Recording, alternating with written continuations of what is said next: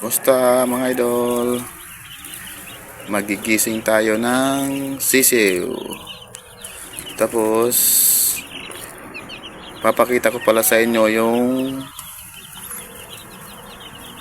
kinita ko sa 100 heads na boiler chicken. Tapos yung kapital. Pero bago yon, gigisingin muna natin yung mga sisiw.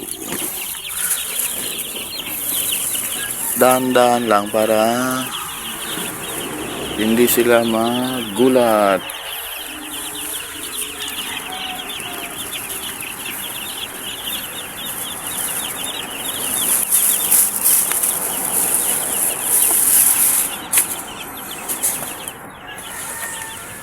Ito na mga idol yung puhunan sa 100 heads boiler chicken.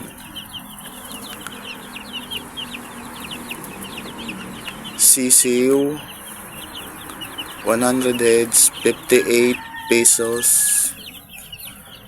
per head. 5.8. Simula day 1 hanggang 14 days, Integra 1,000, nakaubos ng 1 sack, 43 kilo ang isa, times 50, 43 times 50, 2,150. Pagkatapos ng Integra 1,000, nag-ship ako ng Integra 2,000, nakaubos ng 4 na sako. Ang kada kilo niya ang presyo ng kilo ay 41 times 50 times 40 sack is 82, lahat 82. Tapos nakaubos ng dextrose powder 4, 80 ang isa, times 4, 320. Tapos Betracin Gold 6 pieces, yung 5 grams, 35 ang isa, is 210. Alaska, pero yung ginamit ko is yung Birch Tree, 1 kilo 200. Tapos uling, 1 sako na ubos, gamit natin sa heater 250. Tapos sa ilaw or kuryente, prenesyohan ko ng 350. Kaya total 17,480.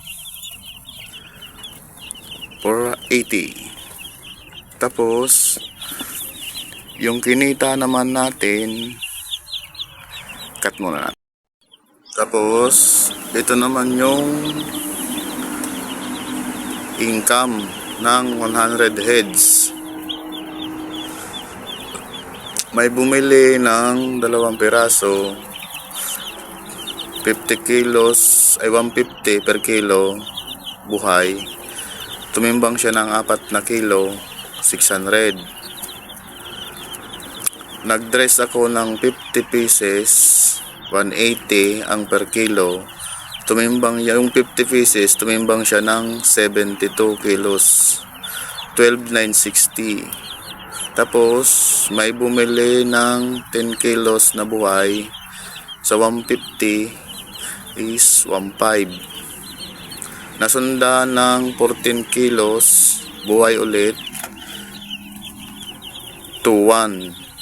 Tapos 11 pieces, 150 per kilo, tumimbang ng 19 kilos, 2,850. Tapos kumuha ulit ng 10 pieces, 150. Ito na yung yung huli. Tumitimbang na dito ng 1.7 to 2 kilos. Kaya tingnan 11 tapos 10, magka-parehong kilo, 2,850. Tapos 6 pieces, Ito yung pangulam-ulam. Prenesyuhan ko rin 150 per kilo. 12 kilos is 1.8. Tumutal siya ng 24,660. I-minus natin yung puna na 17,480. Kumita tayo ng 71,180. Pero kung ililis ko pa dito yung binili kong mga ito feeder, water air,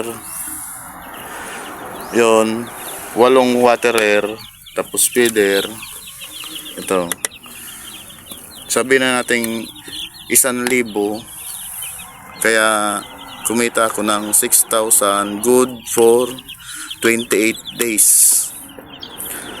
Ano sa tingin nyo mga ka-backyard? Sige, bye-bye!